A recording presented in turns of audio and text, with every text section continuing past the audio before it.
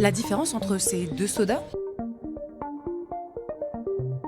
Aucune, si ce n'est que l'un m'a coûté 3,05 € et l'autre 15 centimes de plus. Et cette augmentation peut atteindre les 18 centimes sur les formats les plus grands, c'est-à-dire ceux de 50 centilitres. Mais sommes-nous les seuls à l'avoir marqué? Est-ce que vous avez remarqué quelque chose qui a changé chez McDo récemment? Non, je mange pas si souvent que ça. Est-ce que vous avez remarqué quelque chose qui a changé chez McDo? La taxe, sur du le Coca. Coca. Cette augmentation, McDo la justifie par l'application de la taxe sur les boissons sucrées, revalorisée en mars dernier. On a contacté McDo qui nous a expliqué que l'affichage de cette taxe sucre a pour but d'informer le client et de préserver le pouvoir d'achat du consommateur qui choisit une boisson sans sucre. De plus, McDo assure que dans les 13 boissons proposées, 12 sont sans sucre. Je pense que c'est pas juste déjà. Ça va pas plus marcher que ça en vrai. Ça va pas pousser les gens à moins le consommer. Non.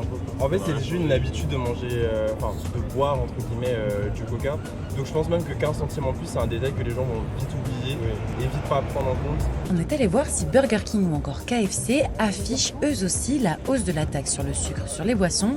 Et résultat, ils ne l'affichent pas.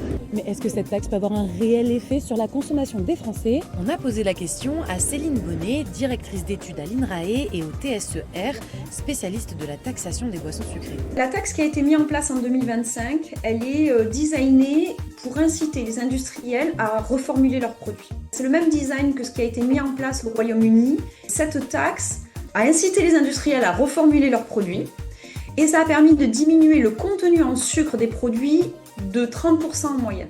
L'idée, c'est d'avoir les mêmes effets en France. Cependant, Coca-Cola surfe sur une image de marque, sur un produit dont les parts de marché, c'est le leader du marché chez les colas et chez les boissons.